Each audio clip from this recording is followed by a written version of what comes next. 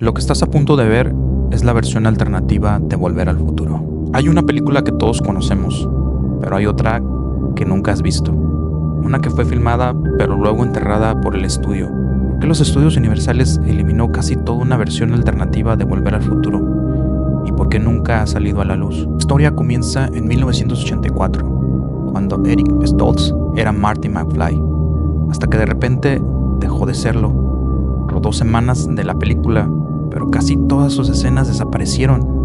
Nunca se lanzaron en Blu-ray, nunca se filtraron por completo. Y contenían estas escenas que Universal no quiere que veamos. La historia oficial dice que Eric Stoltz fue reemplazado porque su actuación era demasiado seria, que querían a alguien con más comedia, con más energía, más juvenil, más como Michael J. Fox. Pero aquí hay algo raro. Si esa era la única razón, que Universal jamás ha lanzado todo el material filmado con Stoltz. Y es que analizando el último material del documental del 2015, nos explica nuevamente cómo ocurrieron las cosas con la filmación de la película, el despido de Eric. Solo que si logras prestar atención a los detalles, los escritores y los productores dejan ver entre líneas que hay algo más oculto o misterioso. Solo se limitan a explicar de un modo superficial los eventos. Pero la parte interesante es donde se empieza a desarrollar el guión y los personajes, porque nos dan pistas de la versión alternativa. Antes de empezar con las diferencias de las versiones, hay ciertos aspectos sombríos y relatos que hacen que las primeras versiones del guión sean más controversiales.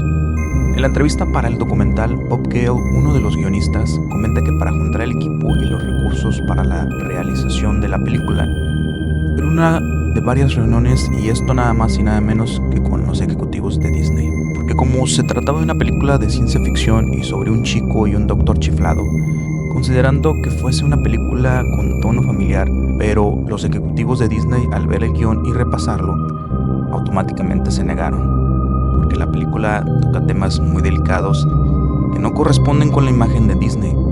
Les llamaron locos porque el guión contenía temas o referencias de incesto y otros temas que ponían a la película en una categoría diferente. Después de esto, los únicos que tomaron el riesgo de hacer una película de este tipo fueron los estudios Universales, tomando así el control total de este proyecto. Estas son algunas de las muchas alteraciones sobre el primer guión. La máquina del tiempo no estaba basada en un auto DeLorean, simplemente era una máquina estacionaria como una cabina. Número 2. La máquina del tiempo del Doc Brown no tenía el condensador de flujos, pero sí era activada por una fisión nuclear y un ingrediente secreto, el cual era la Coca-Cola. Número 3. En la escena inicial se veía a Marty tocando la guitarra eléctrica el tema Close Encounters of the Third Kind, una versión arreglada. Esto hacía referencia a una de las películas del mismo Steven Spielberg como director. Número 4. La idea de sacarle provecho al almanaque deportivo fue una subtrama inicial en la que hacía uso el mismo Marty McFly. Esta terminó siendo eliminada del guión, pero eventualmente formó la base de la secuela para la segunda entrega de la saga. Número 5. George McFly, el padre de Marty, se convierte en boxeador profesional.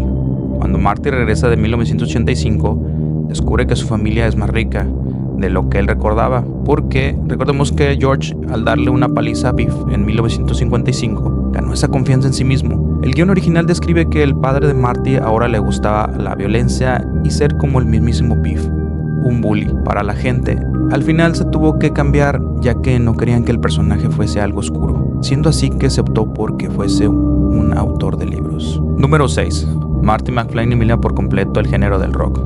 El primer guión describe que después de su interpretación de Blue Suede Shoes de Elvis Presley, Marty le dice a la banda que nunca vuelvan a tocar la canción porque el rock sucedería por sí solo. Sin embargo, cuando regresa a 1985 descubre que borró la música rock de la historia. En el nuevo 1985, el mambo sigue siendo el estilo musical más popular. Con la información que hemos recapitulado, la versión original de Volver al Futuro no se parece en lo absoluto al gran éxito que es ahora. Por eso que teóricamente y probablemente le hicieran grandes ajustes al guión y a los personajes, dando como resultado el despido del actor principal. Hasta el día de hoy, Universal ha sido extremadamente cuidadoso con lo que se revela sobre la versión de Stoltz. Es posible que existan cláusulas en los contratos de Eric o en acuerdos posteriores que impidan el uso de su material sin su consentimiento. Si Stoltz y su equipo legal se pusieron a la publicación de estas escenas, Universal simplemente podría haber decidido evitar cualquier problema legal. Lanzar nuevas escenas de Eric podría alterar la percepción de la película y del personaje de Marty McFly. Los estudios pueden temer que ver una versión alternativa del filme afecte la magia y el legado de la trilogía.